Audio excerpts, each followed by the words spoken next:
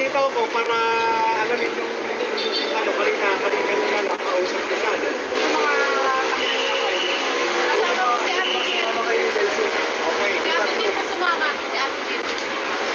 Ate Jill. Yan, si GQ. Parang kasama po ata. Kasama rin siya. Okay.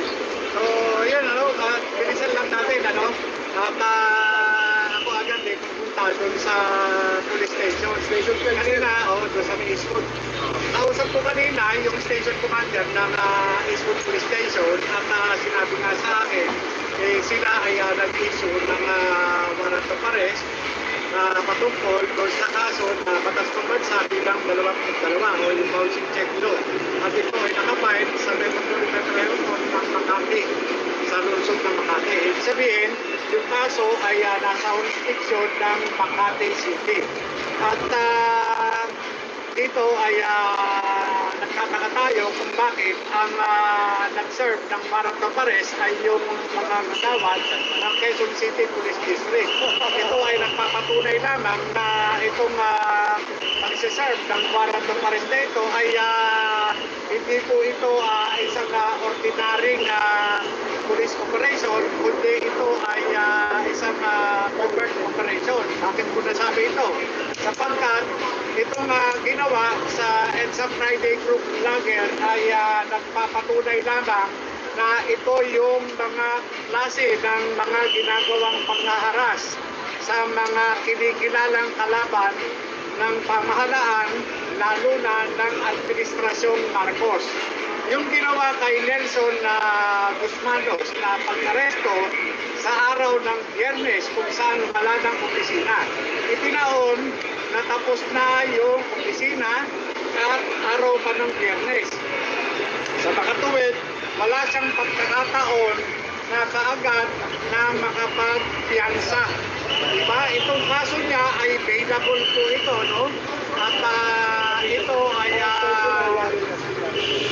kailangan sana, no?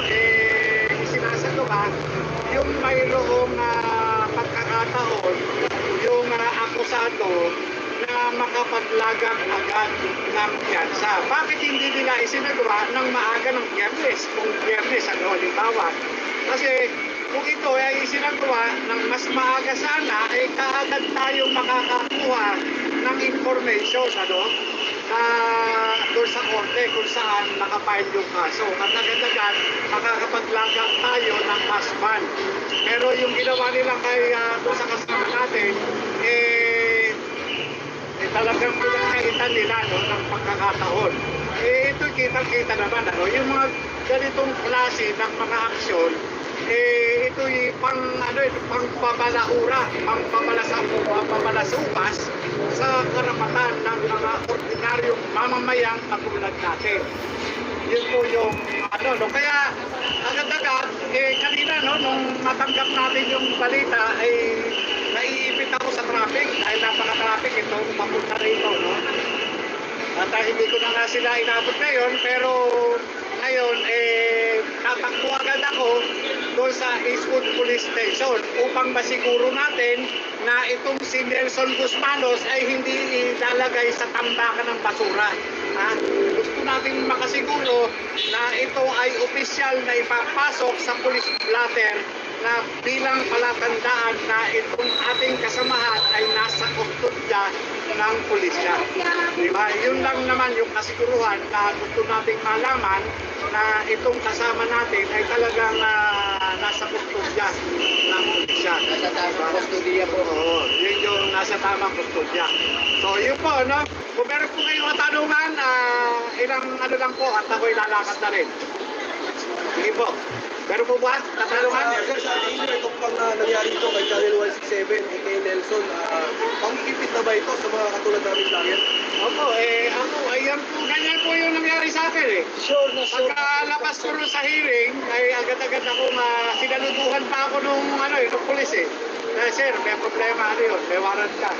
Ganun, Kaya ito, alam nyo, sa totoo lang, hindi na kami nagulat, sa ganitong pagkakataon. Sapagkat, talagang yung mga EDSA Friday Group, talagang inaalam nila kung sino-sino ito at binerify.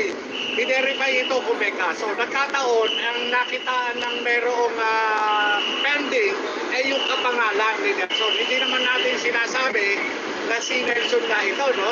Pero maaaring kapangalan lang. Kaya nga ito ay subject ng validation ngayon. Ha? Subject ng validation at kung ito man siya, papiansahan natin. Diba? At tanong lang sir, pwede po ba na dito sa examination sir yung Oo naman po pwede. Kahit saan naman, anywhere yan. Anywhere. Ang ilalo lang naman natin dito, sana naman lang. Kung natanggap ng pulisya yung warrant, malalaman natin yan, pagka sa korte, pagka kung kailan nila kinuha, kung kailan nila binerify yung warrant. Sir, sa palagay niyo po ba masusundan pa po itong pangyayari na ganito? Oo, kahit na sino sa atin, kung pwede. Kahit na sino sa atin, kung pwede. Kung pwede nga tayo, bawat isa sa atin, pwedeng gawa ng kaso, ipapile sa ibang lugar. At di natin alam, nagkakaroon na pala ito ng preliminary investigation sa mga piskalya, o kung hindi tayo nakaka-attend, ipapile ito sa korte, at pag na-file yan, magkakaroon ng warrant of arrest.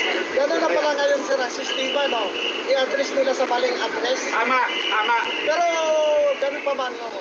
Sa WPD, pag nag-file ka ng kaso ng mali address, ayaw nila tanggapin. Pero dito sa gobyerno, di ba nga, pwede pa lang. Nangyari na sa akin yan. Pinailan ako ng kaso sa piskalya at hindi pa nila address. Hindi tuloy ako naka-attend ng preliminary investigation hanggang sa yung piskal nag-resolve yung kaso, no? Ex parte, no? I-resolve yung kaso, pinail sa korte, ang korte nag-issue ng warrant, kaya ako nagkaroon ng warrant of arrest. Kaya gano'n ang ginagawa. Kaya sa mga vlogger, yung nangyari kay Nelson, hindi mo pwedeng hindi mangyari sa inyo.